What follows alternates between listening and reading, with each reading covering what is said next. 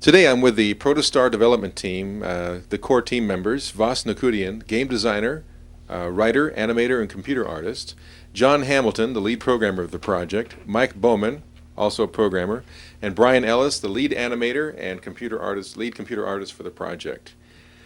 Okay, I'd like you all to tell me about the evolution of Protostar, starting with the original concept, and Vas, you may want to start by telling us about where the game started and some steps on how it became what it is now. Early in '92, Tsunami was contracting with Electronic Arts to make StarFlight 3, and that's where Protostar originally started. StarFlight 3 is a science fiction exploration game, much like Protostar is today, and due to various business reasons, Tsunami was no longer making StarFlight for Electronic Arts, and EA was gracious enough to let us go ahead and take what we had finished after about 6 months of work and turn that into something else. So that's really where Protostar started. Okay, so the game started out as a very StarFlight-like game, but what changed during development? I would say that the focus of the game changed, although we did have to take existing artwork and programming stuff that we had already completed and put that to use because we just didn't want to throw it away. It was good stuff. We did change the focus and the feel of the game. It was less diplomacy and more of a play it how you want it type game.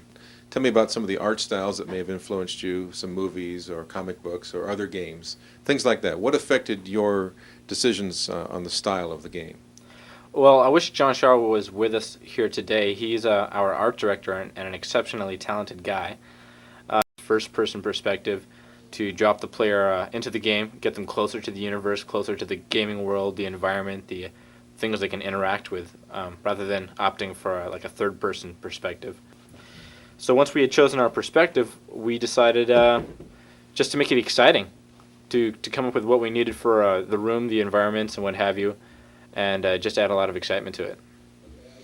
Okay, well, what is different about Protostar as compared to other games in the industry? The game combines a lot of different elements. There are games out there which are famous for a certain type of engine, a certain type of activity, like flight simulator type thing, or just trade or bartering or just exploration. And Protostar really combines a lot of different elements and puts them all together. You get to interact in depth with other characters. The AI for other characters is very high. There's a number of plots going on. It's a really free-form game where you can explore at will and do what you want at will and choose what objectives you want to solve first. And you've also got the space combat simulator in there as well. So really it's the combination of elements. This game will appeal to a certain market segment. It's a tougher game. It's made for experienced gamers. It's science fiction, which already rules out people who don't like science fiction. You can't pigeonhole it really, though. It's in terms of the experience. You get a lot of things to do, but it is made for people who enjoy this genre, who are familiar with the StarFlight series by Electronic Arts, the Star Control series by Accolade. Tell me a little bit about what kind of research went into making this true to science and true to the psychology of other species you might find out in space. There's a lot of games where people will put elements in their games just for fun, and that's awesome, and that's terrific. That's what it's supposed to be, just fun. What we wanted to do is just take it a step more and try to create a believable universe, one where the species really could seemingly exist near to each other and could have evolved the way that they are. They could put their materials to use, and you'll actually learn more details about stuff like that, how the species actually use materials and other products if we ever release our strategy guide, which is still on the burner. So again, the evolution of the species, the way that they use the materials, the way they interact with each other, the sciences that they have, it all kind of makes sense. It's all very cohesive, and we try to explain all the sciences in the game, how our hyperpathing works, for long distance travel. You can speak with characters in the game, specifically at the frontier craft places, which will tell you more about the sciences in the game. How do the weapons work and what type of weapons that they're using. And so we combine fun elements, what would be fun, with things which would make the universe seem really cohesive and really real. Okay, that covers the science end of it. What about the psychology end of it, where you gave each of the characters and each of the species a lot of background? Well, um, that really is a combination of everyone's effort, and this is a good point I think for Mike and John to jump in, and even Brian, because really everyone contributed to the personality of the species. From the design standpoint, we basically said to ourselves, how do these species fit into the story? How do they contribute to the story? And then they're really imbued with life by these other guys. So I'll let John and Mike start, since they really had a lot to do with that. So how did the characters in the game and the different species come to life through programming? Well, I'll start talking about combat. We made different species act differently. Like, for instance, the Duresta are really they're just kind of geeky. And say you come up to one in combat and you meet them, you call them up, and they'll be scared of you. And we had different motivations for each one. We had different attitudes. They'll run away. The Skeech, on the other hand, they'll attack you. They'll be totally aggressive, and just each different species just acts in a different way, and it makes the game just seem much more real. Each species has a base attitude that they start out at the beginning of the game, and that's how they'll treat you. They may like you, they may hate you, and you can affect that through conversations and your actions, which is kind of nice. In particular, if there's a species that's friendly with you, like New Front commanders, they kind of like you, and you arm your weapons and start firing on them, they're going to dislike you, and that carries on for a long time. The attitudes actually, like real people and like real life, tend to go back towards what they originally were over time, and that was programmed into the game to give it more of a realistic effect, instead of having this isolated place where you pick on one ship and then no one else in the universe seems to know that you did that. Since they do have communication, they rapidly tell all their buddies, hey, this ship's attacking New Front ships. If you see them, you fire at them first. That's one thing I think that's different about our game. Their friends tell their friends, and so on and so on. So it just makes it seem that more real, doing that way too. So all of the characters have a realistic amount of depth to their personalities. I think they have a lot more depth than in other games. Aliens will probably act different if this were actually real. You went out there, I'm sure that a lot of the laws of nature that we go by don't apply to aliens out in there, but any chance I had to do animation, I just went all out. The particular species, I think it's the Gabrant, they were hard, because when you look at that, they really don't have anything that I could recognize as human. So that's where I had to kind of stretch a little bit. And the Gabrant are the hive mentality species? Yeah. Okay. I think they look like ants, but still they have these pulsating brains inside of their head, at the top of their head. We moved the brains a little bit just so that you could see some more action moving on them. They have ways of expressing themselves, which was compartments at the top of their head where these tentacles flop out. Mm-hmm. And then the talking, of course, their little snappers at their mouth we moved around. John's really the one that programmed all the talkers, but each one has their own, as we call them, suck scripts, to just give them a little more personality. They have things like they might grab their hat, they might, smoke cigars or something, just do kind of little twitches or something here and there, just to add a little more personality to them. Yeah, it was actually Mike's idea. When we first had the talkers up and running, Mike was looking at them, and basically all they did was blink. And Mike goes, real people don't do that. They do little, they fidget, they do little things. So we put together some code, and each one of the talkers, the artist had to come up with a little something that they would do when they're just sitting there fidgeting. Some nervous reactions going on. Yeah. Some of them, when they get nervous or impatient with you, they start fidgeting more. Like I think the guy in Frontiercraft, the little kid looking at the guy with the hat. He just fidgets all the time. He just can't sit still. And other ones, they might roll their eyes every so often, just kind of lazy. So we kind of made each one really different. I don't think there's many other games where the characters really change expression right in front of you, depending upon what you say, and that's another feature which I think is really a breakthrough that Protostar has done that we did in Protostar, and we plan on doing that in the future. The characters will change expression depending upon what you do and what you say. So. And a lot of the expressions aren't necessarily like human expressions. Like the Gabrant, for instance, have the tentacles that come out, whether they're getting madder at you or happier, and different species, act in different ways. As far as expressions, you better pay attention to what they look like. And that's really a major contribution that Brian made is just coming up with how do aliens change expression? Do they change hue? Do they fidget more rapidly? What parts of their bodies move and what have you? Because they're just not human. Yeah. Okay, I want to switch over to about the programming for Protostar. You mentioned AI. How much in that direction, Mike and John, did you go in programming for Protostar?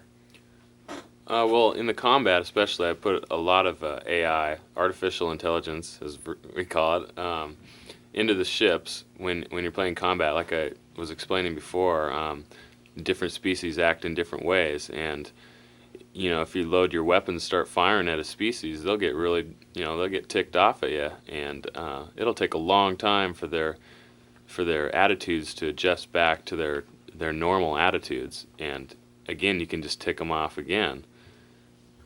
And we have different stations on the ships. You can scan them when you're attacking them. You can scan them and figure out what stations you're destroying. And they have little readouts and things you can look at. Maybe you're destroying their weapons center. Maybe you're destroying their science or their biotech center. So there's just a lot of interesting things like that you can look at. Yeah, it's not just a shooter where you shoot and every different species is the same and you're just shooting at things trying to get through. I mean, there's a lot of different kinds of ways you have to use to beat these people. Okay. What other innovations make Protostar unique? Well, we've already discussed the attitudes and the way they affect the game.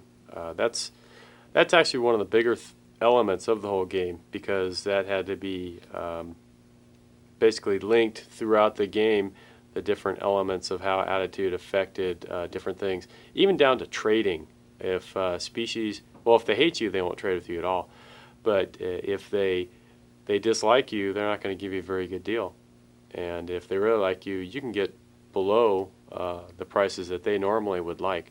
There are a number of tables and elements like that that we affected with the attitude to give it more a realistic effect throughout the whole game. I was just going to add, because of the different attitude changes for the species, it tends to make the game less linear. You can go around and do whatever you want, and you'll never play the same game the same way twice. Okay, go ahead, boss. Yeah, a lot more unpredictable, and I'd just like to say, I'd like to comment on our combat, our space combat. There are some games which are dedicated again just to combat, just to simulator, and one of the reasons, if anyone sees our product and says, "Oh, they didn't do as much as the other guys," that sort of thing, just remember that during space combat, you can do a ton of other things aboard your bridge, a ton of other things in the game, and you can use that bridge scene. You can use to start your bridge for lots of exploration and lots of interaction in the game, and so it's all that extra stuff which influenced the way that we did our combat, and yeah. Yeah, for example, during combat, you can surrender, and it would be to your advantage, where that might not be possible in other games. Go ahead. Yeah, against the Kanik, you can surrender. I think that's to your advantage. A couple of the systems programmers, we are applications programmers, are fond of saying that we didn't really use our game engine in making Protostar, in particular in the combat, because we have basically taken an adventure engine and made it do combat, which means that we didn't use a lot of the system functions to do it. We had there was a lot of coding involved to speed it up. A lot of tweaking. it was one of the more ambitious efforts that's been done here at Tsunami. Yeah, you're looking at some major creative programming because you're looking at an engine which is designed to walk a little guy around on the screen and pick up inventory items. Traditional adventure game. These guys just tweaked it amazingly. There's so many different computations going on, especially during combat, because I have to constantly be looking into the code and checking about their attitudes, their current attitudes. I have to be checking their tactical skills, your tactical skills for your shields, for how much damage their firepower is going to do to you. There's just tons and tons of different variables that are constantly changing throughout the game, and I don't think in most flight simulators and combat situations they're constantly updating all these variables like that. You fire a bullet, for instance, I had to check, make sure that station was still there, had to check the tactician's skill, had to ask, was there a tactician assigned currently, or did you just remove him? You can do all that during combat. You can just basically do just about anything at any time. Save and restore. Unlike, I play quite a few adventure games, and in quite a few of them, in particular in combat, they don't allow you to save, or there's certain locations, can't save here, And I hate seeing that message because usually, you see that message because you're trying to save there, you want to save there. And one of the things that we really wanted to do was allow you to save anywhere in the entire game. And that required a lot of effort, in particular in the combat area, because there are so many things to keep track of during that point of time. In fact, when you save during combat, that's one of the larger, our save game size varies, and that's one of the larger areas. And that took a couple of passes to work it all out. But when we got done with it, we were very pleased with it. One of the main goals was to make the game friendly to the user, because that's, there's some people program for themselves, but we're programming for the people who play the games. We are game players, and we know what frustrates them, and we tried to eliminate the frustration where we could. You'll notice on the bridge there are a number of function buttons, the 6 stations you can press, and a number of those functions get fairly complex, like transferring systems. Like, let's say you're in the middle of transferring a system, and you go, well, I don't want to do this. And at that point, you can hit any other station button, and the code will back it all up. It was very hard to make all those functions where you could just jump around at will instead of having to finish a function or back out of it. You hit this, you go on there. We tried to make that very, very friendly, the way we wanted to have it work. Yeah, actually, Voss is the one that really wanted the transfer systems routine done that way. And I had to argue with them for a long time about that, and finally, I just did it, and it was a pain, but it's very user-friendly. You probably don't notice it when you're playing it, but it was a headache. It makes everything in the game more streamlined, that's for sure. Yeah. Yeah, before anyone jumps in and starts giving a game designer with any credit for the good things in a game, they should think about how many things people just did that the game designer didn't ask them to do. Okay. Let's talk a little bit about Mike and John individually, your background. Mike, we'll start with you. Tell me about where you grew up, what was your education, your job experience, and why you chose a career in computer games. Okay. Well, ever since I can remember, since I was young, I was interested in video games, spending all my money on playing Asteroids and Defender and those kind of shooter-type games. And then I made a few of my own games on the TI-99 4A home computer, and and I was really getting into that. So then I went to college at Western Washington University in Washington State, and I went there and got a degree in computer science, bachelor's degree, and took a lot of courses in computer graphics. And then I just wanted to work in the video game industry down in California. Flew down here, got a job with Tsunami, and Protostar was the first game I worked on. So this is your first professional programming experience? Yeah. Okay. And you said you did write some shooter games for the TI? Yeah, I wrote a lot of those. Okay. What are you currently working on? Well, I'm working on the sequel to Wacky Funsters. We're not quite sure yet what we're going to name it. It's currently Geekwad's Guide to the Galaxy, but it might change. Okay, and what is the nature of that game? It's another space game. It has about 5 shooter games in it, and I don't know. I'm pretty proud of the gameplay in it. They're hard games to play if you like shooters. Far improved now that Mike's programming it. And these various game modules in Geekwad's Guide to the Galaxy are spoofs on old classic shooter games. Yeah, like Defender, if anybody remembers that game. We have this game called Beef Ender, and you ride around on a horse, and these militant cows come down to save their other cows, and they pick them up, and you got to save them. It's just like Defender, but kind of in a silly way. Okay. John, let's switch over to you. Tell me about where you grew up, what kind of education you had, and some of your job experience. Okay. I was born in Florida, spent about a whole year there, and then I moved out to California to various places. I was even in Huntington Beach for a year, believe it or not.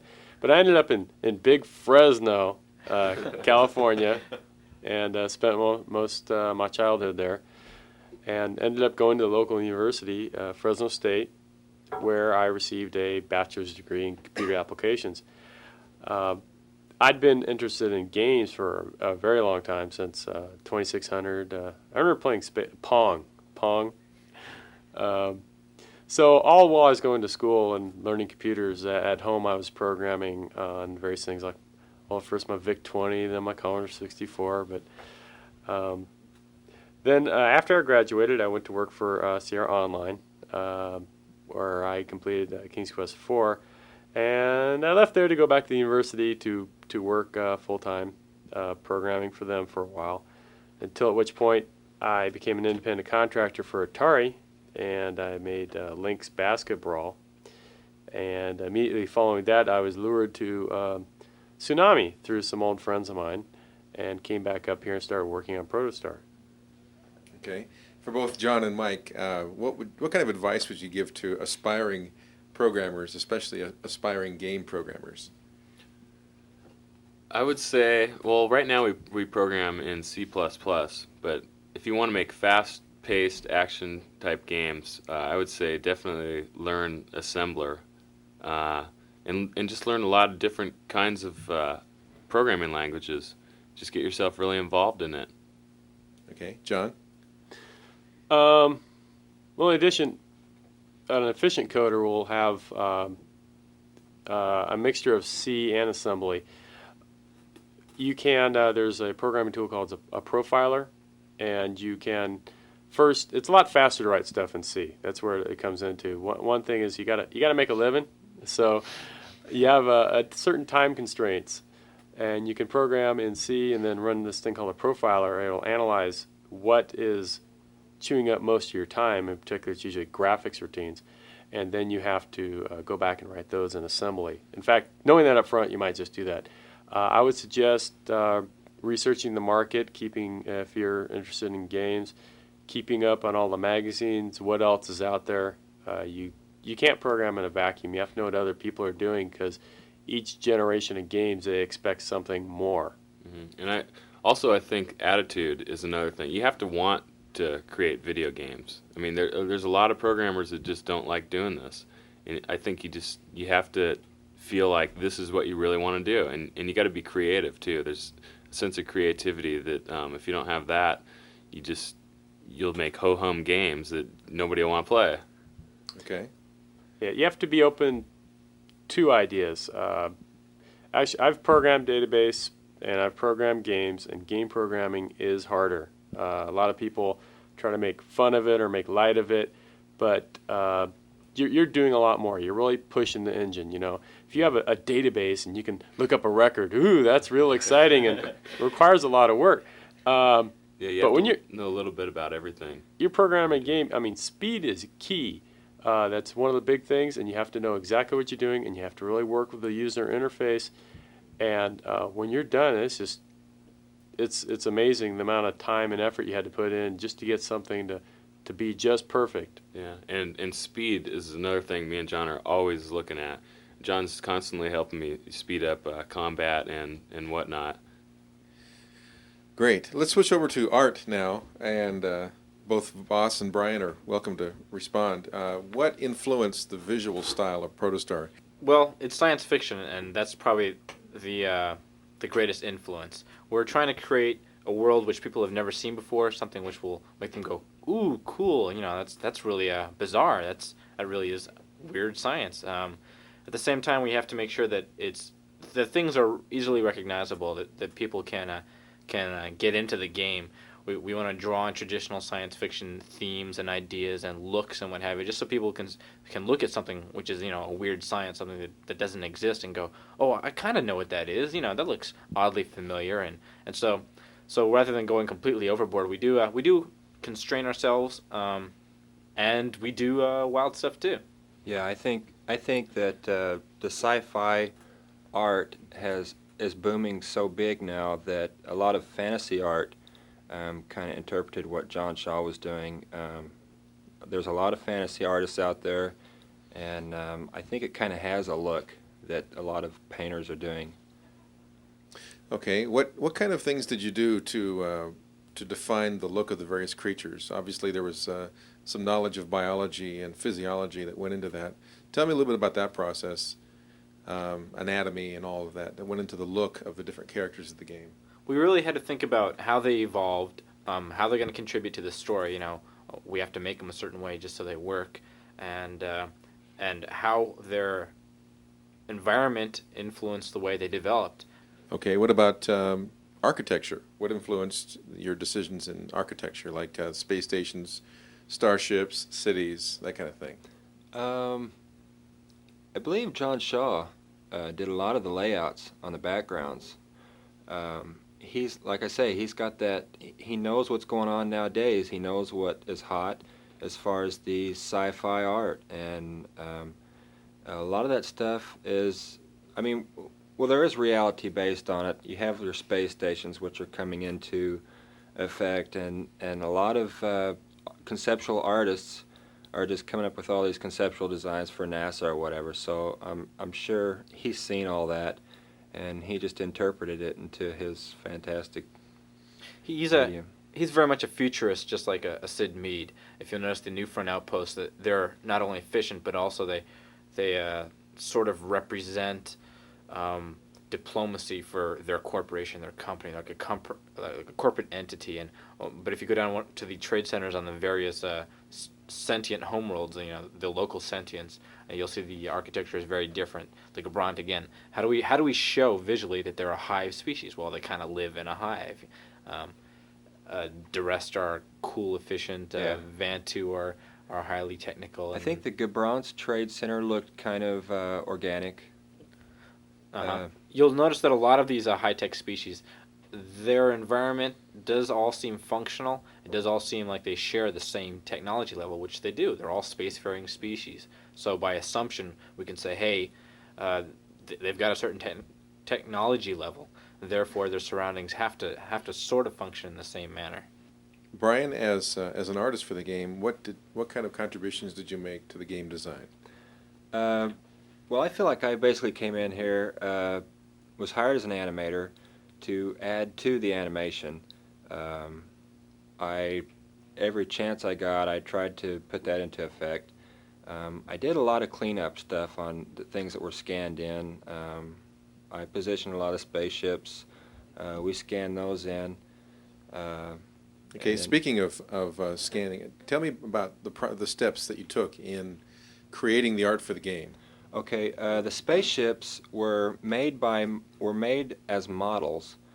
John Shaw created them, designed them, and then he would photograph them and take snapshots of them in the positions that they rotate.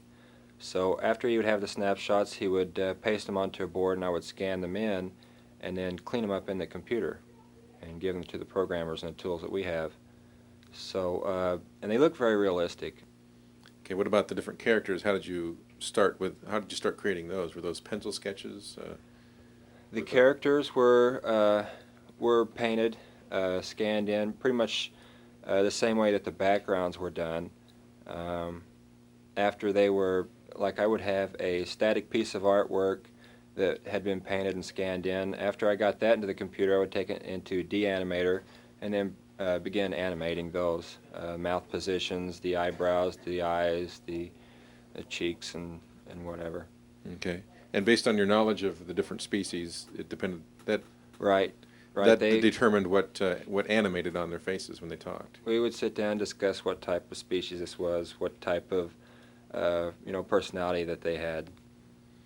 All right. Well, since we're talking to Brian, tell me about your background, where you grew up, your education, and your job experience. Okay. Well, I was born in Southern Illinois, pretty much right in the center of the good old USA, and spent a lot of time in front of the TV for many years.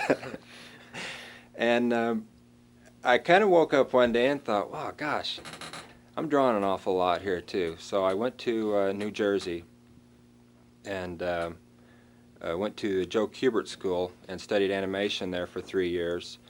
Prior to going to Joe Kubert, I also went to college in Illinois for a year and a half taking commercial art, studying just basic design and logos and like that. But then after Joe Kubert and my 3 years of studying animation there, I studied under a lot of Disney animators there. I moved out to LA and was picked up by Sierra Online, and a lot of game companies are using animators now for their characters as walkers, and they do a lot of actions. And I worked for Sierra, and Sierra kind of laid me off pretty quick because they were yeah, well, I think they were stumbling and kind of are stumbling a little bit still, but was lucky enough to get picked up by Tsunami. Okay. Tell me about your preference in creating art. What is your idea? What would be the ideal way of creating art and animation today for you? My ideal way of creating it still is paper animation because I did that 3 years at Joe Kubert. After going to commercial graphics in Illinois, I had to sit down and really figure out what kind of art am I doing. I was doing a lot of, basically it was comic art, like you would see in comic books, just kind of my own interpretation, but still I loved movement and things that were moving around, a lot of special effects. So that's what I decided to go into animation, and it just clicked when I found that was a trick.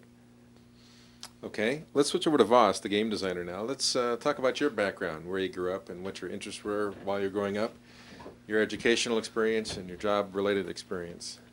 Well, although I was born in California, I was raised in New Jersey, so this dual conflict has kind of screwed up my mind. And early on, I decided I wanted to work in film, a very creative, entertainment-based field. I came out to California at the ripe young age of 17 with those dreams in my mind, and quickly became disillusioned with working in the Hollywood area. And so I was about to enroll in the same college which Brian attended, the Joe Kubert School of Cartoon and Graphic Arts back in New Jersey. But just before I did that, I thought, well, it might be nice to be paid to learn than to pay to learn. And I had some really basic art skills. I had been doing some freelance stuff, T-shirts, graphic arts, and even some comic book stuff, which I do enjoy a lot. And someone suggested, hey, why don't you make a career out of that? So I interviewed at Sierra Online, and they gave me a job. They trained me on their tools. I worked on 4 projects there: King's Quest V, Space Quest 1, Mixed Up Fairy Tales, and The Castle of Dr. Brain. And realized that in a company of that size, it's not very easy to work into game design. And I had a strong interest in game design, having written 5 role-playing games, the paper and dice version role-playing games. And I really wanted to make games. I thought I could contribute in that way. So Tsunami opened up here in the mountains, and I hooked up with Tsunami, and they originally hired me as an animator, and I showed them all my role-playing stuff.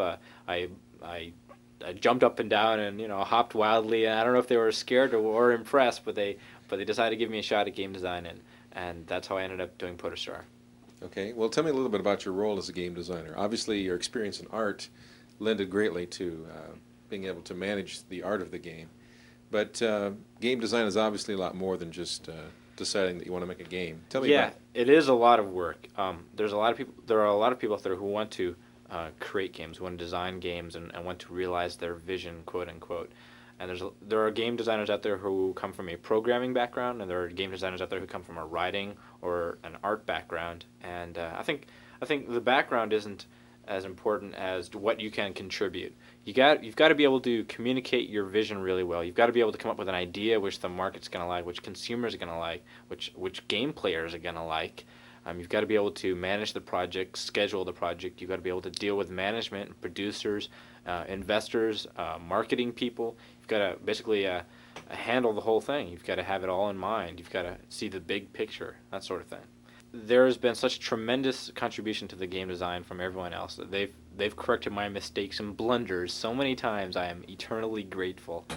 So I would say just working with everyone else, that's the thing which I treasure the most. The game Protostar, I would say, is a great opportunity. We wanted to do something pretty epic, which had never been done before. We wanted to do a really big, sprawling science fiction storyline. We wanted players to finish the game with a feeling they have after watching a Star Wars film, because a lot happens in that film. There's a lot of events that occur, and there's a lot of emotion and relationships going on. So that's what we originally wanted to do. When we switched from StarFlight to doing Protostar, that affected the situation. I think we lost a number of months in that transition, so we couldn't do as much as we wanted to. And so really, I think that would be the only thing which I think we miss. We miss being able to do everything that we wanted to originally do. Protostar 2 is going to have a much more streamlined interface, bridge interaction. We're trying to get rid of all the menus on the Starship Bridge. It's going to continue the storyline from where it left off, but it's going to resolve all of the current story elements. So it's going to include characters from the previous game, crew members from the previous game, species from the previous game. Not all. There's going to be lots of new species and a new region of space. It will take place on a new region of space. It's going to have a lot more action in it. A lot more animation. A lot more animation. More suck scripts. More suck scripts, yeah. More memory. Or faster. We're moving to the Faster 2 meg combat. memory model, whereas before we were constrained to that first 640K area. This will allow us to add more graphics. We'll have to see what we can do. Is there anything else that we haven't discussed that you'd like to talk about? Programmers are shaking their heads, yes. Well, there's a secret place out there that we programmers made called Clown World. A fun place. It's a very fun place. Now, why There's- did you come up with Clown World? Well, I think it all started. We were trying to put something really, really funny in there, and Voss kind of wanted it to be more serious. He wouldn't allow us, so we kind of put an Easter egg in there for our own little enjoyment. And there's no solar system there on the map, but it is there if you click on it. You will go there. Yeah. What's the location in Clown World? 72-3 is the location. 72-3. And You can get a crew member there, and he pays you to be on your ship, and he has 100% skill in everything. yeah, try when you approach Clown World, when you land down there, just try surrendering to the clown and see what happens.